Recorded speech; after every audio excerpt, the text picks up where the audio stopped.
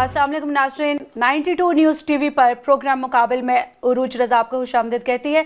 आज के मुकाबिल में मेरे साथ तशरीफ़ रखते हैं रऊफ़ क्लासरा और आमिर मतीन, जो कि हमारे प्रोग्राम का एक परमानेंट पार्ट हैं और हमारे एनालिस्ट हैं। और जितनी भी दिन भर की स्टोरीज़ होती है करंट अफेयर्स की और जो एक्सक्लूसिव स्टोरीज़ होती है उनके ऊपर वो तबसरा करते हैं। सर, सबसे पहले तो आपको प्रोग्राम में खुशामदीद कहेंगे। नाज़रीन, आज के मुकाबिल में हम आपके लिए जो स्टोरीज़ लाए हैं उनमें सबसे पहली स्टोरी जो है वो वज़ीर आज़म की तकरीर के ऊपर है, जिसमें उन्होंने ये दावा किया है कि झूठ बोलना वो पसंद नहीं करते और ना ही वो झूठे दावे करते हैं। आज हम आपको प्रोग्राम में बताएंगे कि नवाज शरीफ ने कौम से किए गए कितने वादे पूरे किए।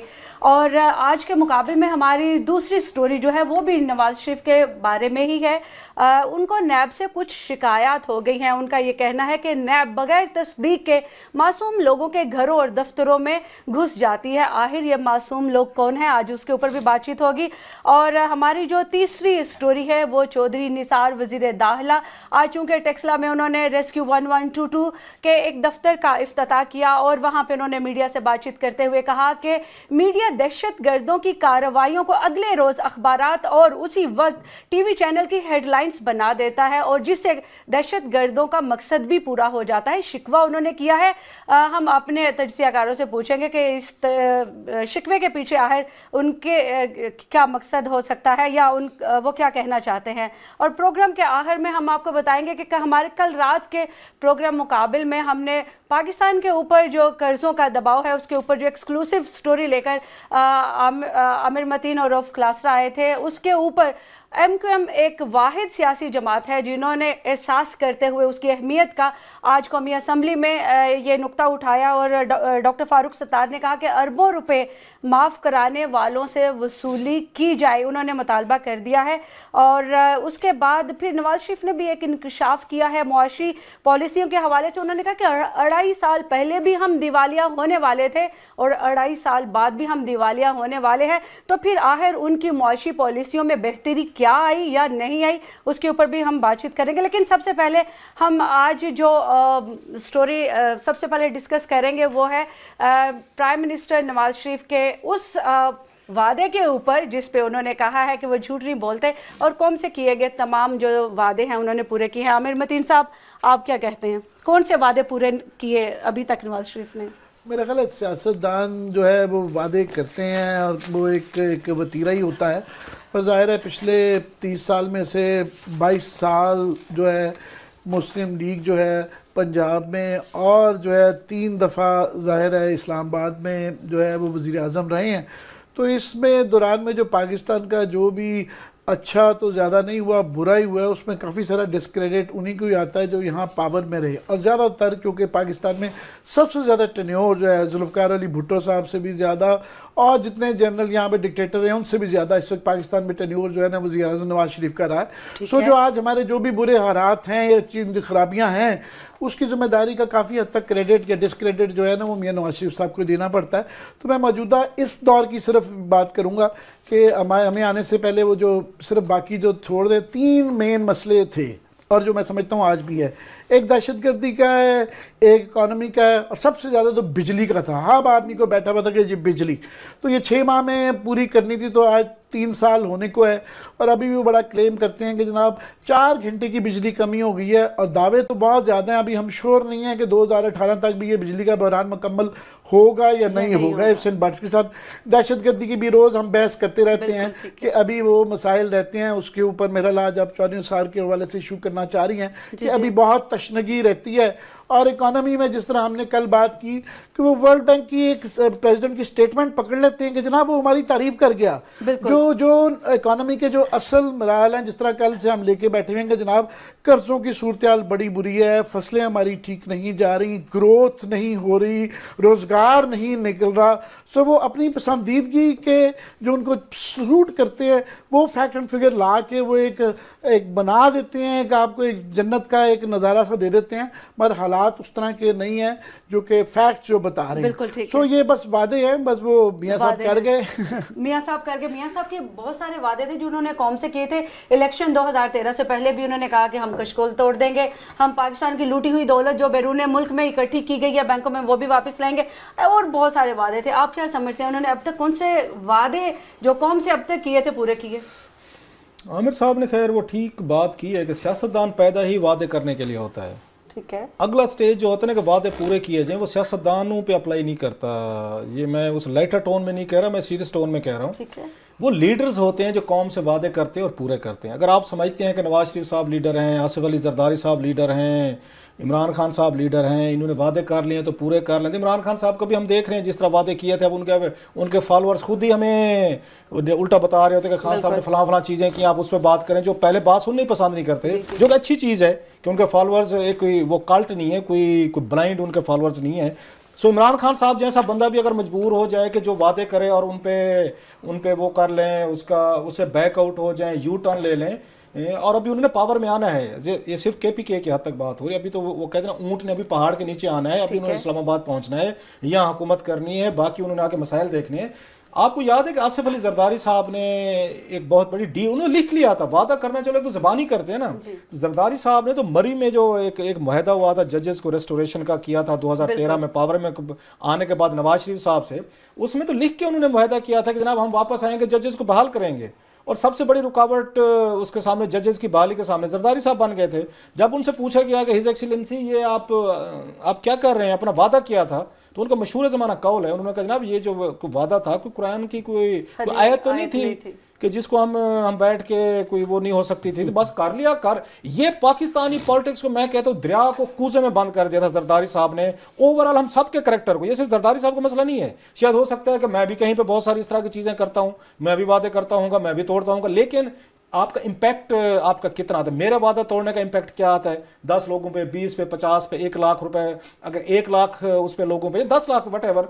एक लीडर या प्राइम मिनिस्टर ऑफ पाकिस्तान जब वादे तोड़ता है, उसका आपका डोमेस्टिक उसके क्या इम्पैक्ट आता है, इंटरनेशनल लेवल पे आप पे क्या दबाव आते हैं या नहीं आते। नवाज शरीफ साहब को मैं जानता हूँ, जद्दा में मेरी मुलाकात हुई इनसे 2005 की बात है। उस वक्त की गुफ्तगू, आई विश के मेरे पास अब इतना टाइम नहीं है कि वो मियाँ नवाज शरीफ साहब, फिर ये लंदन में 1 साल मैंने वहाँ रिपोर्टिंग की द न्यूज़ के लिए, मैं और अरशद शरीफ और जियाउद्दीन साहब भी थे वहाँ पे, और भी हमारे दोस्त थे लंदन के साथी थे।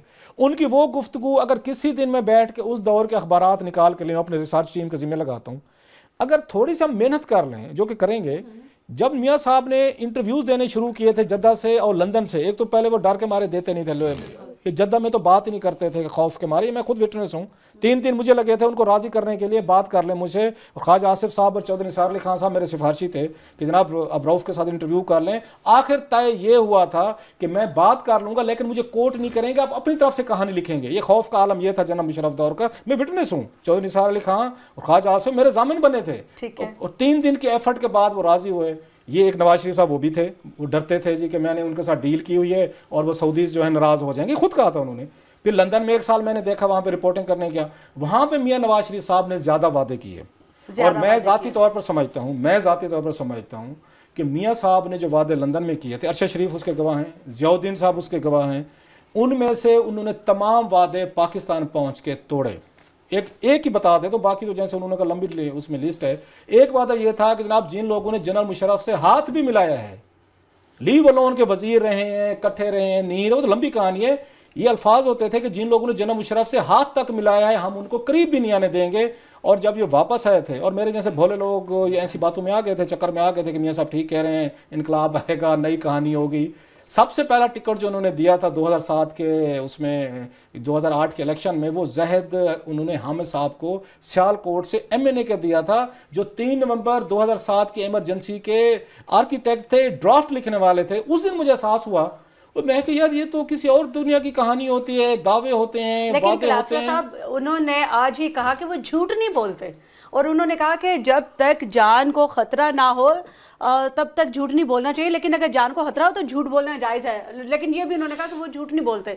तो फिर अभी आप बता रहे हैं कि उन्होंने बहुत सारे वादे किए और फिर एक साइकोलॉजिकल एक काउंसलिंग होती है। मैं अगर अपने आप को यकीन दिलवाना शुरू कर दूं, वो कहते हैं ना कि एक उसका एक मशहूर वो जो है जिनके बारे में कहता है झूठ को जिन्होंने गढ़ा था, वो कहते हैं इतना झूठ बोला जाए कि आपको भी यकीन आ जाए कि आप सच कह रहे हैं। ठीक है, ये गोएबल्स का सॉरी मुझे नाम भूल रहा था, कि इतना झूठ प्रोपेगेंडा किया जाए, इतना झूठ बोलो कि आपको भी यकीन है मैं सच कह रहा हूं, तो लोगों को तो यकीन आ ही जाना। किसी स्टेज पे हम अपने आप को यकीन दिलवा देते हैं कि जो हम जो कुछ कह रहे हैं ना वो ठीक कह रहे हैं। अगर वो ये कह रहे हैं जान बचाने के लिए झूठ बोलना पड़ता है, तो फिर मेरा ख्याल है अब अगर रेफरेंस बनता तो नहीं है, लेकिन कह दो फिर सॉक्रेटिस को भी एक मौका मिला था जेल से भागने का, तो 74 बरस की उम्र में उसको भी जहर का प्याला नहीं पीना चाहिए था। उसके स्टूडेंट जेलर सारे तैयार थे कि हजूर आप रातों रात पतली गली से निकल जाएं, क्या फर्क पड़ता है, जान ही बचानी है ना।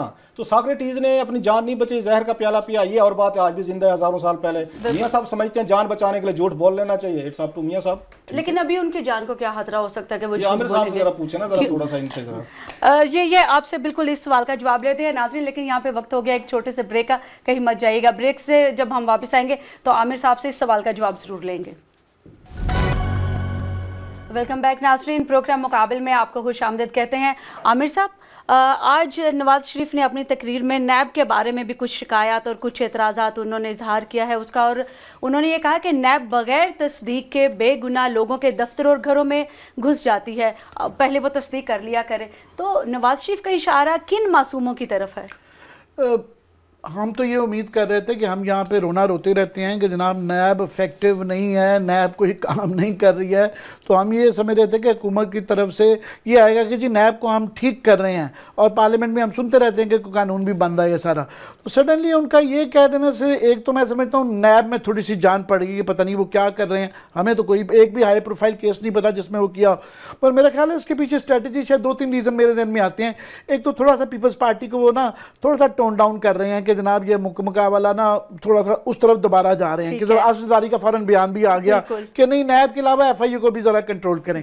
दूसरा मैं समझता हूं कि ये जो क्लेमर आ गया है पूरे मुल्क में ये कि जनाब ये सारा सिंध में ही होना है, बाकी जगह ही होना है, पंजाब में क्यों नहीं ये नैब होता, वहाँ क्या करप्शन नहीं हो रही, वहाँ एहतसाब क्यों नहीं है, तो उसको प्रिएम्प्ट करने के लिए भी है कि जनाब ये कोई हमारे यहाँ पे हाथ ना डाल ले, क्योंकि मियाँ साहब पे भी ऑफ कोर्स केसेस अभी काफ़ी सारे जो सुप्रीम कोर्ट पे गए हुए हैं, काफ़ी सारे इनसे रिलेटेड, इनके ख़ानदान से रिलेटेड भी हैं।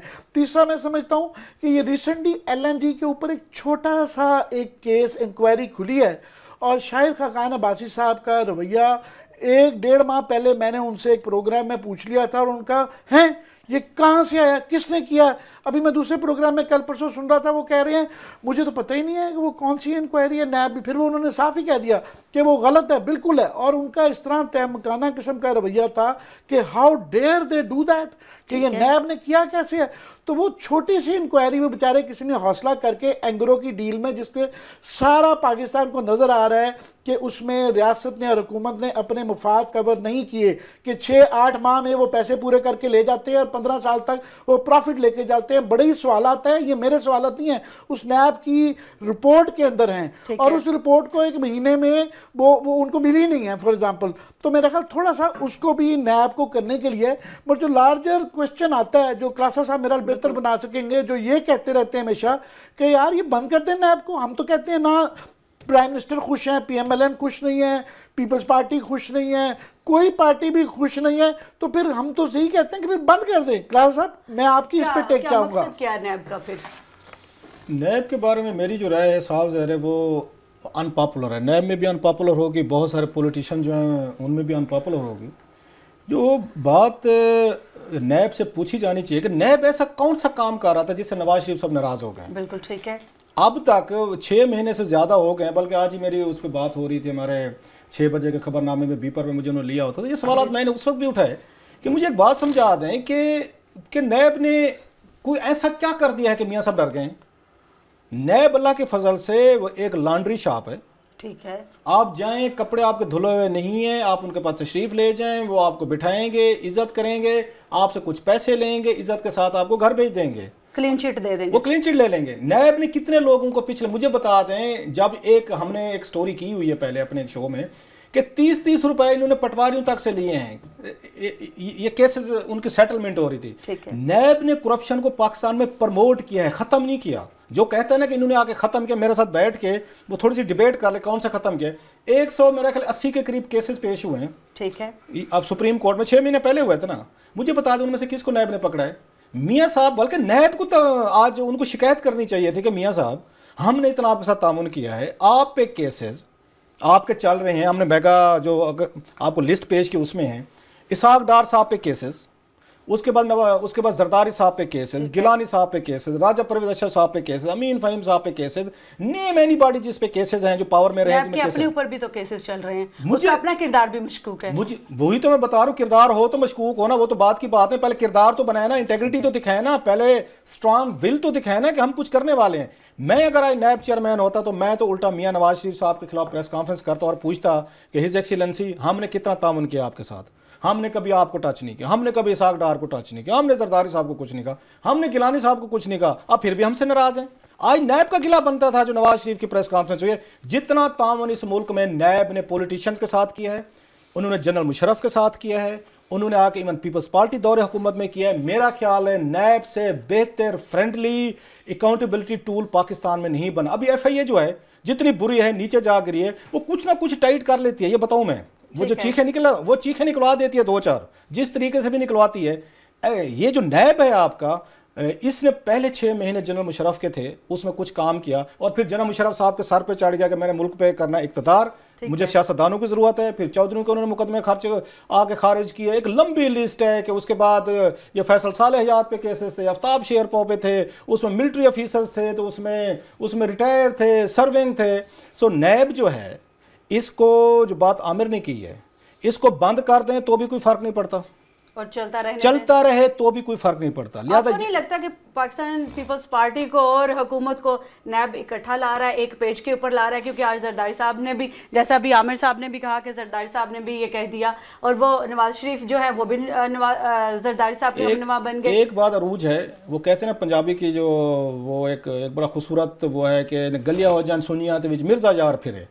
ये हैं सारे मिर्जे, ठीक है, जो नैब भी बंद करवाना चाहते हैं। वो मियां नवाज शरीफ साहब ने कहा कि नैब बंद करें, उसके बाद जरदारी साहब ने कहा FIA तंग कर रही है, बिल्कुल, ठीक है। इसके बाद हमारी अल्लाह के फजल से जो हमारे शहर के काजी हैं वो भी ज्यादा दिलचस्पी नहीं रखते जी, जहां है जैसे है कि बुनियाद पे चीजें चला रहे हैं। सो एक आखिरी थोड़ा सा रह गया था। अब इससे ना सियासतदान करते हैं जी हम बदनाम हो रहे हैं, उनको इस चीज से भी तकलीफ है कि हमारा नाम जो लिस्ट में क्यों है।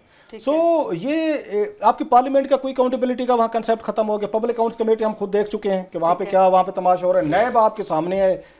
अगेन FIA में मैंने आपको बताया था, मौजूदा DG साहब जो हैं, मैं किसी दिन FIA के वैसे साइबर क्राइम विंग पे भी बात करनी है कि कितना बोगस FIA का साइबर क्राइम विंग है, कि वो एक अलहदा कहानी उस पर नलायकियों पे जो इनका साइबर विंग की नलायकियाँ हैं वो किसी दिन प्रोग्राम करेंगे, चौधरी साहब के अगर नोटिस में लाएंगे।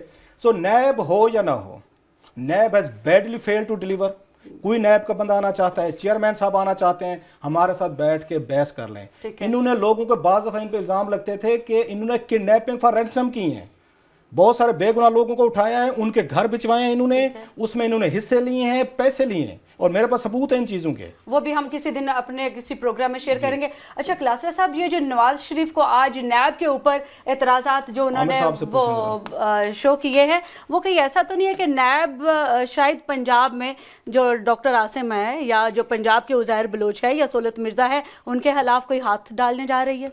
नैब, वो मेरा ख्याल तो ये ख्याल है कि वो उसको नैब डॉक्टर आसिम चाह रहे हैं और उनकी पार्टी चाह रही है कि नैब में चला जाए, क्योंकि नैब में वहाँ चले जाएगा तो उनको पता है कि वहाँ से क्लीन चिट मिल जाएगी। तो नैब का जिस तरह क्लास साहब आगे आगे कह रहे हैं कि वो तो एक लॉन्ड्री शॉप है, और वो ये इस गवर्नमेंट का रवैया है, PMLN का रवैया है कि जिस तरह वो मिर्ज़ा वाली बात इन्होंने की कि ना आपकी इस वक्त सूरत हाल है कि हमारे जैसे लोगों को जो कि जमहूरियत पसंद नहीं, रोज़ के ताने सुनते फिरते हैं कि जनाब ये आपको ऐसी जमहूरियत की आप हमेशा तारीफ करते रहते हैं, जमहूरियत रहनी चाहिए ना। पुलिस को इस वक्त कॉम्प्रोमाइज्ड है, FIA कॉम्प्रोमाइज है, नैब कॉम्प्रोमाइज है, बाकी जो चेक एंड बैलेंस का एक हुकूमत होती है असूली तौर पे, अपोजिशन है कॉम्प्रोमाइज, और कुछ नालायकी की वजह से PTI और कुछ नियतन पीपल्स पार्टी आप कह लें। बाकी जो इदारे होते हैं चेक एंड बैलेंस के क्या होते हैं, रेगुलेशन क्या होती है, आपका SECP होता है, आपका स्टेट बैंक होता है, आपका मोनोपोली कमीशन होता है, आप ये तमाम इदारे में ये जिसके अंदर AGPR आ जाता है, अकाउंटेंट जनरल आ जाता है, ऑडिटर जनरल, या तो उनकी मर्जी का बंदा आएगा तो वो काम चलता है, वरना फिर उसको ऐसा तंग वंग करके उसको निकाल के बाहर फेंकते हैं। ये सारा वो रेगुलेशन चाहते ही नहीं है, ना रेगुलेशन ना किसी किस्म का पकड़ाओ, और वो बस ये है कि कोई कहे अगर मीडिया में आ जाए तो जनाब ये मीडिया एक्टिविज्म है। और अल्हम्दुलिल्लाह मैं बड़ी माफ़ी के साथ कहूँगा, लोगों को एतराज़ बड़ा होता था जुडिशल एक्टिविज्म के ऊपर कि जनाब ये अदालतें ये काम कर रही हैं। अभी काफ़ी अरसे से अल्हम्दुलिल्लाह जो है ना वहाँ से भी कोई अच्छी खबर नहीं आ रही।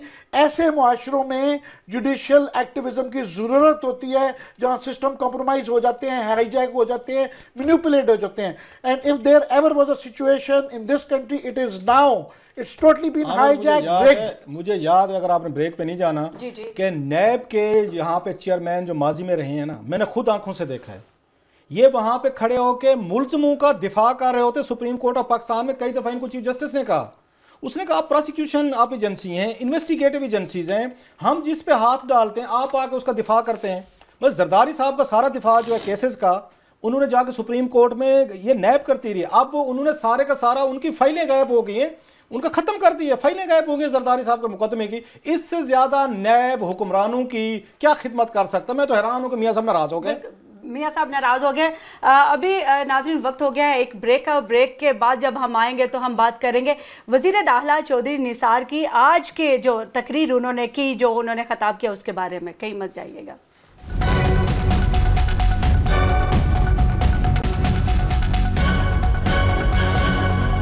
वेलकम बैक नाज़रीन। प्रोग्राम के इस सेगमेंट में हम बात करेंगे वज़ीर दाखिला चौधरी निसार अली खान के उस शिकवे के ऊपर जो आज उन्होंने टेक्सला में किया। उनका ये कहना था कि मीडिया दहशतगर्दों की कार्रवाइयों को हेडलाइंस बना देता है, जिससे दहशतगर्दों का मकसद पूरा हो जाता है। रऊफ क्लास्टर साहब, आपका क्या ख्याल है?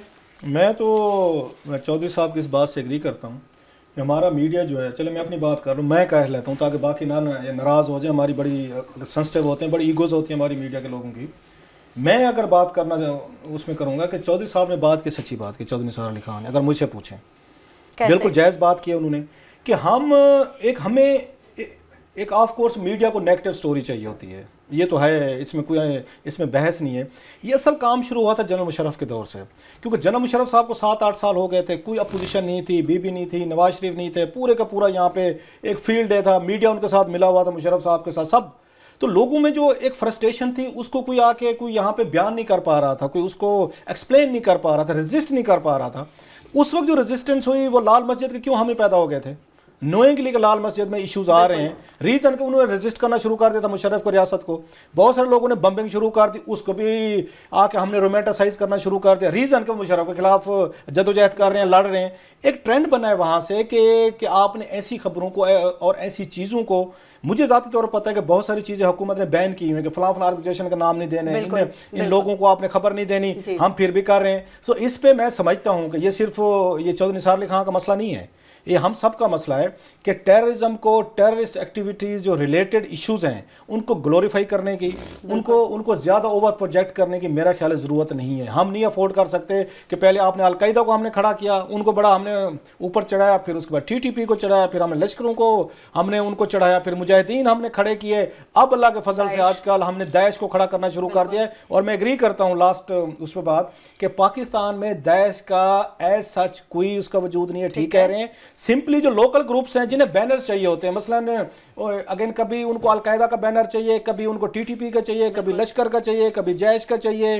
तो कभी उनको आजकल दाइश बिक रही है दुनिया में, आजकल उन्हें दाइश का चाहिए। ये लोकल लोग हैं, ये लोकल एलिमेंट्स हैं जो जैन करते रहते हैं, जहां मीडिया ज्यादा इंपॉर्टेंस देता है, सेल करता है, वो उसी ग्रुप का नाम इस्तेमाल करते हैं, प्रेस रिलीज देंगे, आपको मैसेज आपको करेंगे, आपको बताएंगे कि हमने किया है, हमारी कार्रवाई है। ऑफ कोर्स फिर उसके बाद मीडिया को फिर दहशतगर्दी की कार्रवाइयों को ना दिखाने के लिए कोई पॉलिसी। आपसे माफ कीजिएगा, बहुत सख्त इख्तिलाफ करता हूँ। ग्लोरिफिकेशन एक और चीज़ है, डिनाइल एक और चीज़ है। हम डिनाइल में रह रहे हैं और ये जो सारा कंफ्यूजन दाइश का है, माफ़ कीजिएगा, ये चौधरी निसार साहब ने फैलाया हुआ है। पहले उनका ये कहना कि जनाब दाइश एग्जिस्ट नहीं करती है, मुख्तलिफ अवतार हैं जो उनका नाम इस्तेमाल कर लेते हैं, उसका ये मतलब है कि डिफरेंट नामों से हैं। बुनियादी तौर पर जो ISPR और ये IB वाले कह रहे हैं, वो कह रहे हैं कि जनाब इन सारे अंदर से ये इकट्ठे ही हैं।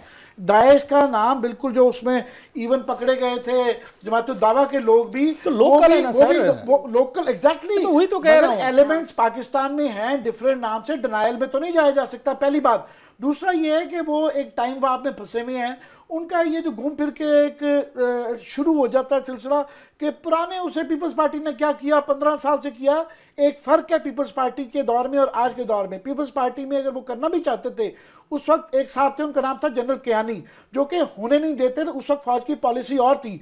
अभी ये सूरत हाल है कि यहाँ पे फौज ने, ये हुकूमत भी जब डिनाइल में थी, और सबसे ज़्यादा चौधरी निसार साहब डिनाइल थे तालिबान के हवाले से, और जब उन्होंने एक्चुअली ज़रब शुरू कर दिया तो इन्होंने ओन कर लिया। तो मैं समझता हूँ निसार साहब आज भी डिनाइल में हैं, बल्कि उसको रगेद रहे हैं, उसको रोक रहे हैं। और मैं ज़ाती तौर पर समझता हूँ कि यकीन करें कि इनके होते हुए दहशतगर्दी का कुछ नहीं हो सकता। टाइम आ गया मियाँ साहब को अपनी टीम चेंज कर लें, क्योंकि वो आदमी होना चाहिए जिनके मुतल्लिक शकूक ना हो, इस चीज़ को लीड करे, जिसके क्रेडेंशियल्स अच्छे हों।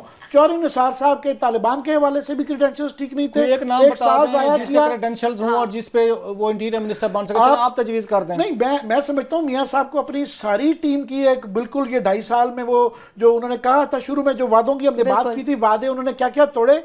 सबसे बड़ा वादा तो ये तोड़ा कि शुरू में कहा था कि मैं हर 3 महीने बाद कैबिनेट के हर एक का वो टेस्ट लूंगा, जो परफॉर्मेंस पे आया ये आधे बंदे चेंज करने की जरूरत है। मैं क्या बताऊंगा किसको लेके आए, मुझे ये पता है कि चौधरी निसार साहब के बस की बात नहीं है।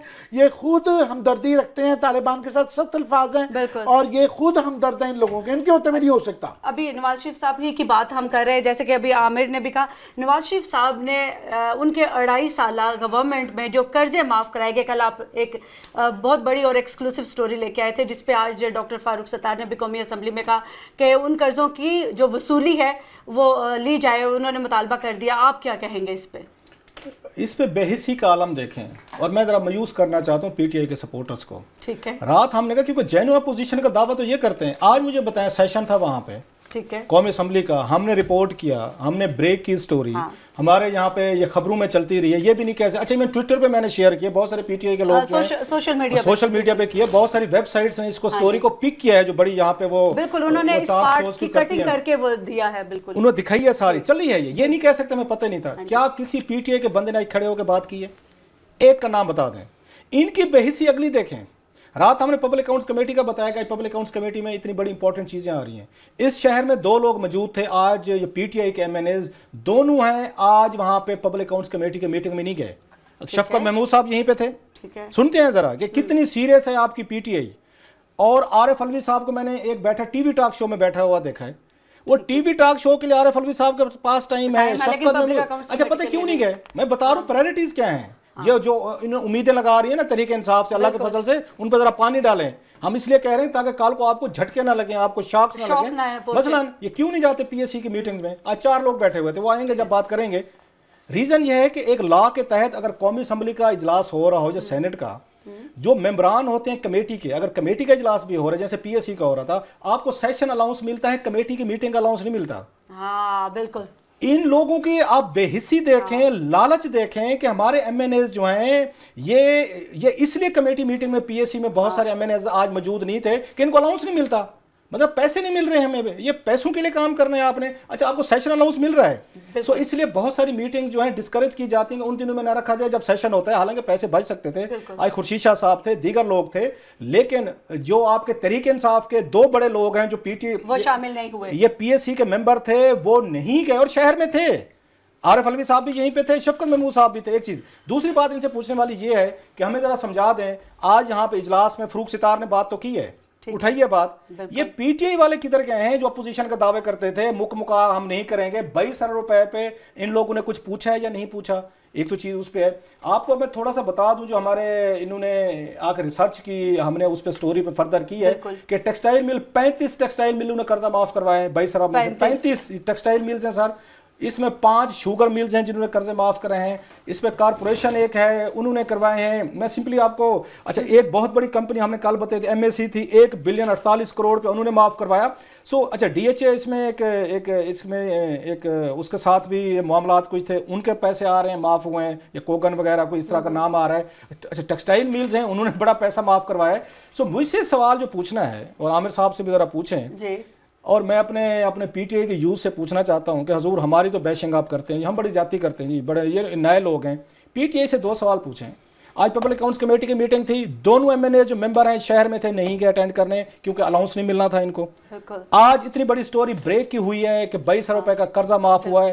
कल कौमी असेंबली में डॉक्यूमेंट्स पेश हुए जो मैं निकाल के ले आया था, आज किसी ने खड़े होकर बात नहीं की ये कौन पावरफुल। और वैसे इमरान खान साहब हर बात पे कहेंगे कर्जे माफ कराए, कर्जे माफ कराए, कर्जे माफ करवाए, तो जाते ना जरा आप आज जरा एक तकलीफ फरमाते हैं, इंटरेस्ट लेते उसमें बात करते, इंटरेस्ट लेते। अच्छा आमिर साहब, नवाज शरीफ ने आज, मैं जरा इस पे बात करना चाह रहा हूँ, ये बड़ी इंपॉर्टेंट है। मैं समझता हूँ कि इस वक्त एक मुक्तदर तबका है जो कि सारी पार्टियों में बैठा हुआ है और ये जो कर्जे हैं ये तमाम के खानदानों के लिए में, और वो हर पार्टी में हैं। नवाज शरीफ साहब ने 2013 के इलेक्शन में एक बहुत बड़ा डिसीजन लिया था कि पहले वो जो आप बात कर रहे हैं ना लंदन प्लान की, कि हम अच्छे लोग रहेंगे, असूली सियासत करेंगे।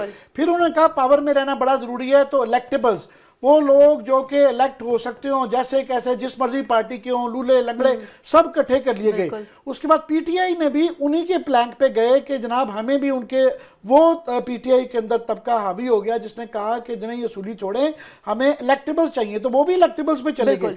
तो अभी तो सारी पार्टी, सारी पार्लियामेंट जो है इलेक्टेबल्स वाली बैठी हुई है। और ये पीटीआई क्यों खामोश रही है?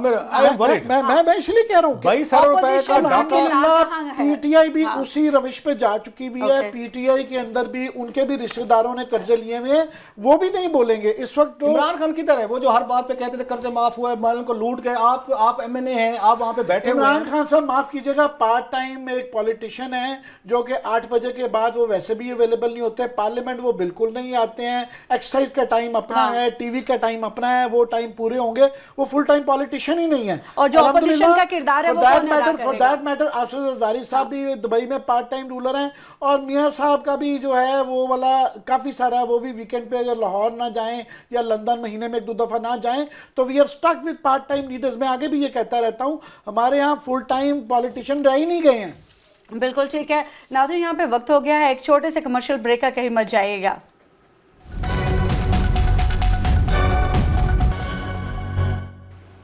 वेलकम बैक नाज़रीन। प्रोग्राम मुकाबिल के इस आखिरी हिस्से में हम आपको सुनाएंगे ओवरसीज़ पाकिस्तानी फाउंडेशन की पब्लिक अकाउंट्स कमेटी में नालायकी की एक और दास्तान।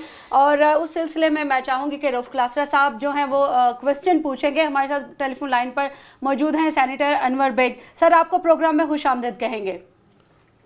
इससे पहले कि मैं सेनेटर साहब से सवाल पूछूं, ज़रा थोड़ा सा इजाज़त हो तो मैं ज़रा स्टोरी भी बता दूँ कि क्या स्टोरी है, क्या चीज़ है। आज पब्लिक अकाउंट्स कमेटी का इजलास था। मैं जैसे कहा कि हम इसके कीड़े हैं, मैं अरशद शरीफ साहब, अरशद शरीफ बड़ा आदमी हो गया, वो तो नहीं जाता खैर पब्लिक अकाउंट्स कमेटी में, वो बड़ा एंकर हो गया अब। तो मैं खैर फिर हम तो रिपोर्टर टाइप, हम तो चले जाते हैं, खबर मिल जाएगी वहाँ से। तो मेरे साथ वो हमारी टीम का हिस्सा है, ये इमरान मगराना भी हैं, वो भी साथ थे। वहाँ पे एक बड़ी इंटरेस्टिंग रिपोर्ट पेश की गई, जो वहाँ पे एक इंक्वायरी रिपोर्ट थी। वो थी कि ये ओपीएफ जो है, ओवरसीज़ पाकिस्तानी फाउंडेशन जो है, ये बैठ के एक हाउसिंग सोसाइटी बना रहे हैं और ओवरसीज़ पाकिस्तानियों को प्लाट बेचे गए हैं। हर ओवरसीज़ पाकिस्तानी की ख्वाहिश होती है, बेचारा कहीं भी रहे, उसको पता भी होता है कि मैंने पाकिस्तान नहीं जा सकना, लेकिन उसके दिल में ख्वाहिश होती है कि मैं पाकिस्तान में घर ज़रूर बनाऊँ। और बड़े लोगों के घरों पे कब्जे हुए हैं, उनके ज़मीनों पे, जायदादों पे और उनके प्लाटों पे। दूसरा ओवरसीज के बाद दुखी स्टोरी होती है जो वो सुना रहा होता है कि उसके साथ वो किस मोहब्बत के साथ आया और उसको किस तरह लूटा गया। अच्छा चले, प्राइवेट सेक्टर तो लूटता है, या कब्जे ग्रुप हैं, उनके बच्चे तक अगवा होते हैं, प्राइवेट ये ओवरसीज पाकिस्तानी आते हैं रैंडम, और उनको अगवा करने वालों में रिश्तेदार शामिल होते हैं मोस्टली भाई। खैर इन्होंने अब हुकूमत पाकिस्तान कैसे लूटती है उसकी कहानी थी। कहानी ये थी कि एक हाउसिंग सोसाइटी ओपीएफ के नाम पे बन रही है और बन रही है और बन रही है और बन ही रही है, से बन रही है। ये इंटरेस्टिंग पहलू था जिसपे सेनेटर अनवर बेग साहब दरमियान में आते हैं। आज अच्छी मीटिंग कंडक्ट की किसी हद तक, मैं समझता हूँ उन्होंने, खुर्शीद शाह साहब ने, उन्होंने ये कहा ये वही कमेटी तो नहीं, ये वही हाउसिंग सोसाइटी तो नहीं है कि जो ये बेगम भुट्टो साहिबा ने ये 1989 में बेनज़ीर भुट्टो की पहली गवर्नमेंट में इफ्तिताह किया था। अच्छा वो ना चुप कर गए ओपीएफ वाले, उन्होंने कहा जनाब हाँ ना नहीं करनी, जाने दें शायद एक, उन्होंने कहा नहीं, ये बेगम भुट्टो ने इसका एक दफ़ा उन्होंने इफ्तिताह किया 89 में। तो खुर्शीद शाह साहब कहते हैं मैं फिर मिनिस्टर बना, मैंने फिर इसका इफ्तिताह किया और अब ये बनती जा रही है। जनाब 27 ईयर्स गुजर गए, आज तक नहीं बनी ये।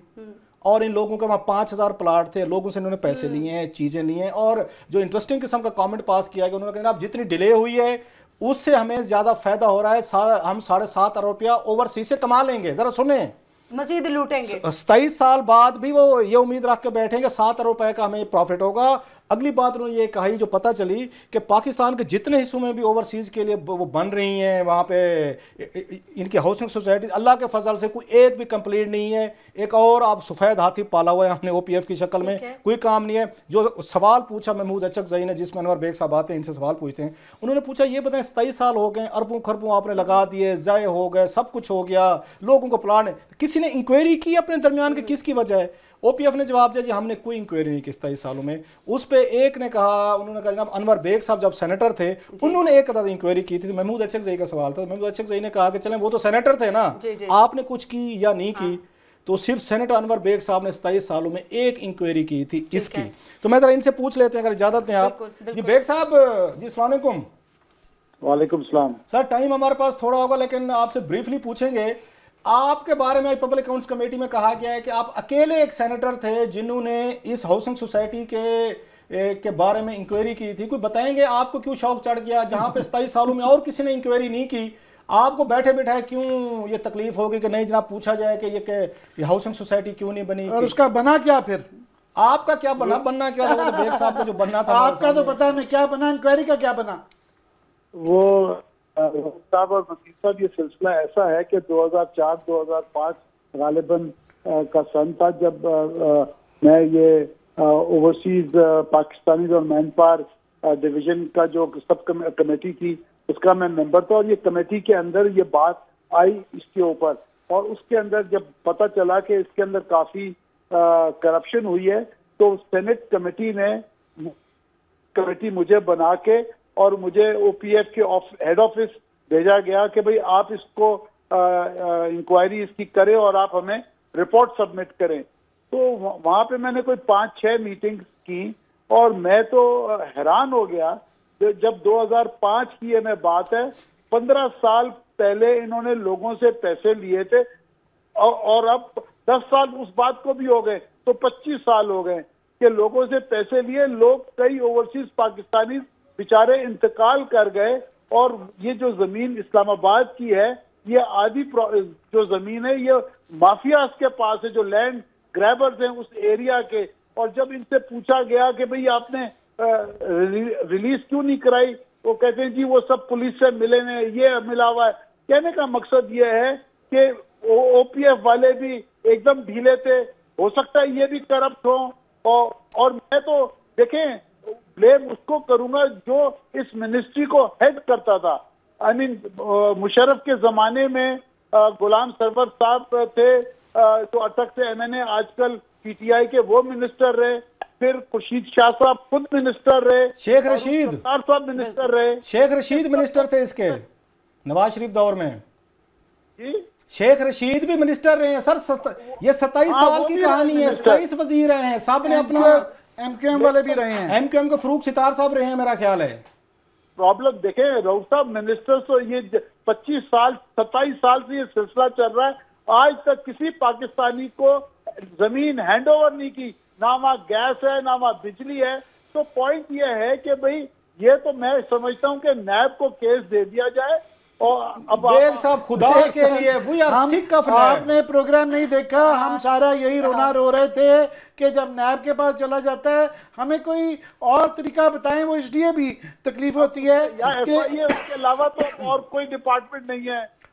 नहीं, हमें इसलिए तकलीफ होती है कि ये पाकिस्तान जो इस वक्त चल रहा है वो फॉरेन रेमिटेंसेस पर चल रहा है।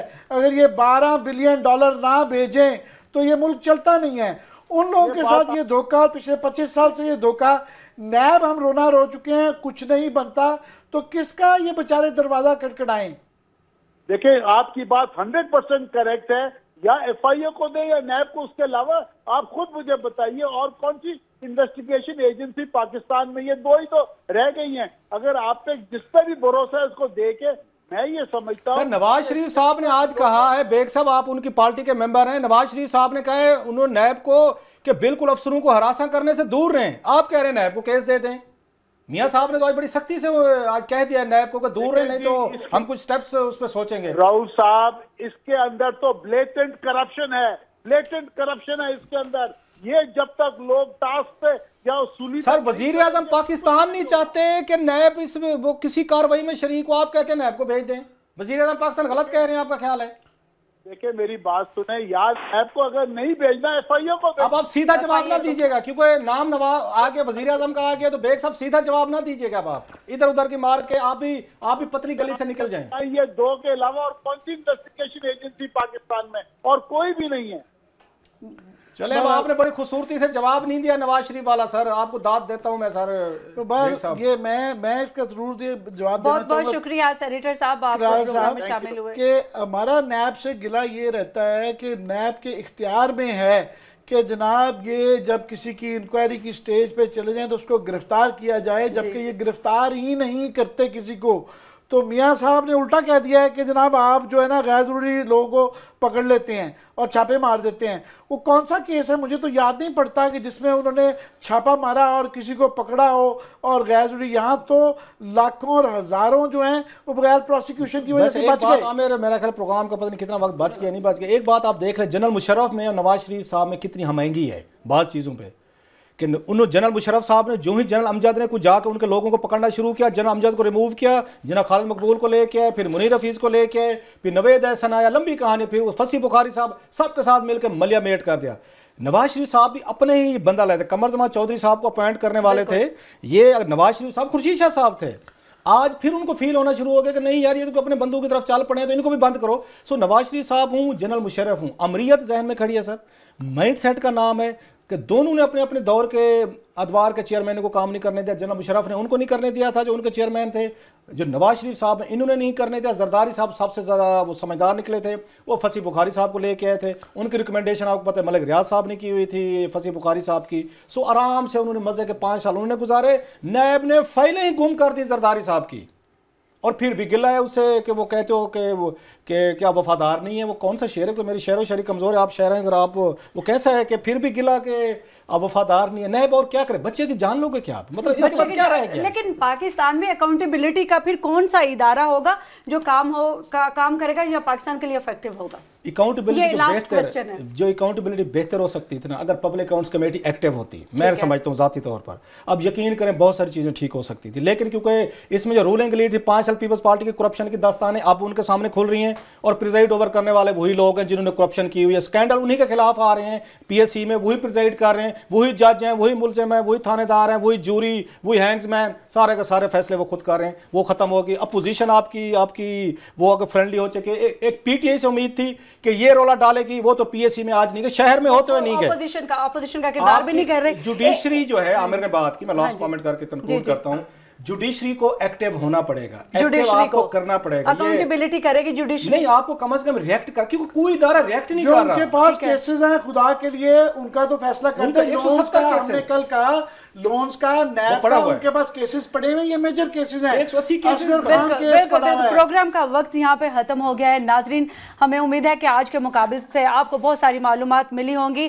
कल फिर आपसे मुलाकात होगी प्रोग्राम मुकाबिल में 92 न्यूज़ टीवी चैनल पर। तब तक के लिए अपना बहुत सारा ख्याल रखिएगा और उरूज रज़ा को इजाज़त दीजिए। अल्लाह हाफिज़।